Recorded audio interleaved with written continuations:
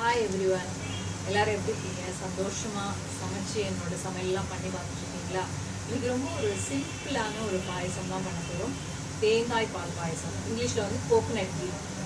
அதாவது இது என்ன ரொம்ப சிம்பிளான பாயசமாச்சே, இது என்ன எனக்கே பண்ண தெரியுமே அப்படிங்கிறது வந்து எல்லாருமே நீங்கள் கேட்குறது புரியுறது. பட் வந்து இது மைக்ரோவேவ் யூஸ் பண்ணி நான் பண்ண போகிறேன். ஜஸ்ட் 4 மினிட்ஸில் இந்த பாயசம். இப்போ ரீசெண்டாக கல்யாணம் ஆனவங்க, குக்கிங் தெரியாதவங்க, பேச்சுலர்ஸ், இவங்கெல்லாம் வந்து ஒரு சிம்பிளாக ஒரு ஸ்வீட்டை பண்ணி எப்படி சாப்பிடலாம் அப்படிங்கிறது தான் என்னோட இது. அவங்களும் ட்ரெடிஷ்னல் இதெல்லாம் சாப்பிடணும் இல்லையா, அதுக்காக தான் நான் இப்போ செஞ்சு காட்ட போகிறேன். இதுக்கு என்னென்ன பொருள்லாம் தேவை அப்படின்னு சொல்லிட்டு நம்ம பார்த்துட்டு வந்துடலாம். இப்போ இதுக்கு என்னென்ன பொருள் பார்க்க போகிறோம். அதாவது முதல் தேவையானதுக்கு தேங்காய் 1 கப். இந்த மாதிரி ஒரு கப்பில் ஒரு தேங்காய் எடுத்துக்கலாம். துருவின தேங்காய், வெட்டு பதபதியாக போடாதீங்க, ஏன்னா அதனோட இருக்கிற ப்ரௌன் போர்ஷனெல்லாம் வந்து அந்த பாயசமே கலர் மாறிடும். ஸோ தேங்காய் 1 கப், 1 கப் வெல்லம், ஏலக்காய் தூள், அப்புறம் அரிசி மாவு 1 ஸ்பூன். அதாவது இந்த 1 ஸ்பூன் அரிசி மாவை நான் இதில் போட்டு அரைப்பேன். ஏன்னா அரிசி ஊற வச்சு அரைக்கலாம், இதுக்கு பதில் அரிசி மாவுனா கொஞ்சம் திக் கன்சிஸ்டன்சி வரதுக்காக. அப்புறம் ஒரு 1.5 டம்ளர் பால் எடுத்திருக்கேன். இதுக்கு தேவையானது வேணும்னா நம்மளுக்கு அதுக்கப்புறம் வேணும்னா ஆட் கூட பண்ணிக்கலாம். இது வந்து பிஸ்தா பருப்பு. ஸோ இது வந்து கொஞ்சம் போட்டோம்னா நல்லாயிருக்கும். ஸோ இதுதான் தேவையான இதுக்கு பொருட்கள். இதை நம்ம எப்படி பண்ண போகிறோம் அப்படின்னு இப்போ நான் சொல்ல போகிறேன். இப்போ மிக்சியில் வந்து ரைஸ் மாவும் தேங்காயும் எடுத்திருக்கேன். இதை வந்து நான் மிக்சியில் இப்போ அரைக்க போகிறேன், நைஸாக அரைக்க போகிறேன்.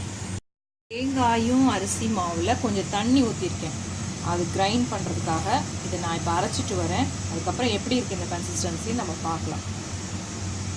நம்ம மைக்ரோவேவில் வந்து அந்த அரைச்சது இருக்கு இல்லையா, தேங்காய் விழுது, அதை நல்லா இங்கே பாருங்கள், இந்த கன்சிஸ்டன்சியில் வச்சுக்கலாம். நல்லா வந்து ஒரு பால் மாதிரி அந்த கன்சிஸ்டன்சியில் நம்ம வச்சுட்டு என்ன பண்ண போகிறோம், இப்போ மைக்ரோவேவில் ஹை வோல்டேஜில். இப்போ உங்களுக்கு வந்து எவ்வளோன்னா இருக்கலாம், 1000 கூட இருக்கலாம், அதுக்காக 1000லாம் வைக்க வேணாம். 900 இஸ் எனஃப். 900ல் வந்து செலக்ட் பட்டன், அதுக்கப்புறம் க்ளோஸ் பண்ணிவிடுங்க. ஒரு 4 மினிட்ஸ் செட் பண்ணிவிடுங்க. 4 மினிட்ஸ் செட் பண்ணிவிட்டு, ஆனால் 4 மினிட்ஸும் ரன் பண்ண விடாதீங்க. 2 மினிட்ஸ் ஆனோடனே கட் பண்ணிவிட்டு ஒரு கலக்கி விடணும். ஏன்னா தேங்காயை வந்து நம்ம வந்து அதில் கலக்கி விட்டுருக்கனால தேங்காய் அப்படியே செடிமெண்ட் ஆகிடும். ஸோ 2 மினிட்ஸ் கழிச்சு திரும்ப எடுத்து ஒரு கலக்கிட்டு திரும்ப ஒரு 2 மினிட்ஸ் வைக்கிறோம்.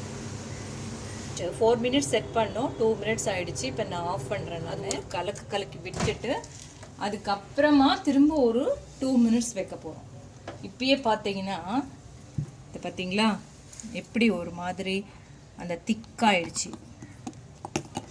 ஸோ இப்போ எதுக்கு நான் அந்த அரிசி மாவு போடுறேன்னு பார்த்தீங்களா, அதுக்காக தான். ஸோ ஒரு நல்லா கலக்கிடணும்.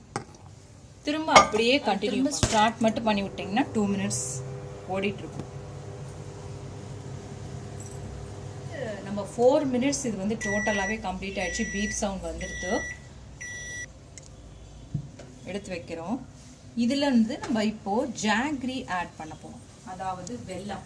நம்ம 1 கப் வெல்லம் எடுத்துட்டோம் இல்லையா, அதை வந்து இதில் அப்படியே ஆட் பண்ண போகிறோம். அது பரவாயில்ல, கட்டியாக இருந்தால் கூட பரவாயில்ல, ஒன்றும் ஆகாது. அது அப்படியே கரைஞ்சிடும். இந்த ஹீட்டுக்கு, மைக்ரோவேவ் ஹீட்டுக்கு அழகாக கரையும். இப்போ பாருங்கள், நான் போடவே அது வந்து கரைஞ்சின்னு வருது பார்த்தீங்களா, அது கலரும் மாறுறது. வெல்லம் ஜாஸ்தி, ஏன்னா இந்த வெல்லம் வந்து இப்போல்லாம் கொஞ்சம் உரைக்கிறதே இல்லை. ஸோ நல்லாவே இதெல்லாம் போடலாம். ஸோ இப்போ நம்ம அத்தனை வெல்லத்தையும் நம்ம போட்டுட்டோம்.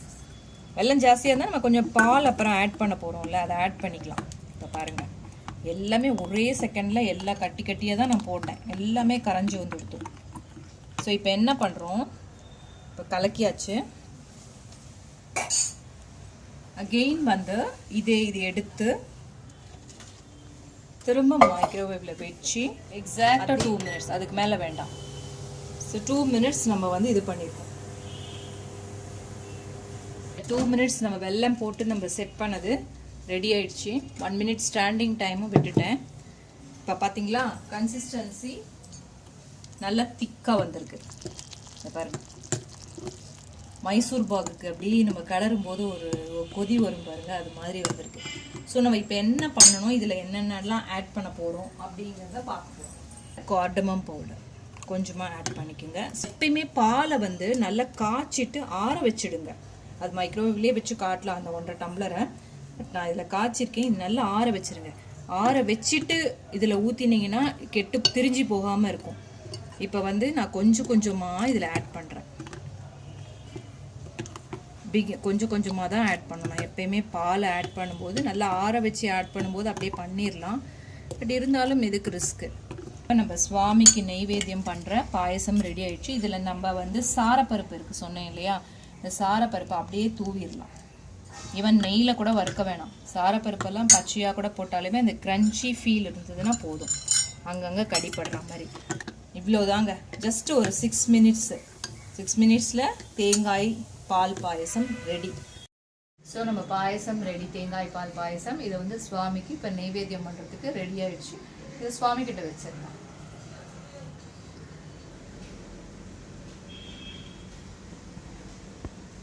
ஸோ ஒரு அருமையான தேங்காய் பால் பாயசம், கோகனட் கீர் வந்து ரெடி ஆயிருக்கு. மைக்ரோவேவ் யூஸ் பண்ணி ஒரு 6 மினிட்ஸ் தான் டோட்டல். 6 மினிட்ஸில் நம்ம இது பண்ணியிருக்கோம். மேலே வந்து சாஃப்ரான் போட்டிருக்கோம். இல்லைன்னா நீங்கள் போடும்போது கூட தேங்காய் நம்ம கொதிக்க விடுறோம்ல மைக்ரோவேவில், அப்போ கூட நீங்கள் போடலாம். அது இன்னும் கொஞ்சம் கலர்ஃபுல்லாக மாறும். இது எனக்கு என்ன ஒரு நினச்சோடனே சிரிப்பு வருதுன்னா, எங்கள் அம்மாலாம் அந்த காலத்தில் வந்து இந்த தேங்காய் பால் பாயசம் பண்ணும்போது பாவம் அடுப்புக்கு முன்னாடி நின்று கிளறி விட்டுட்டே இருப்பாள். ஏன்னா தேங்காய் அடி பிடிச்சிருண்டின்னு சொல்லிட்டு. பட் நம்மளுக்கு இப்போ அந்த இதெல்லாம் கிடையாது.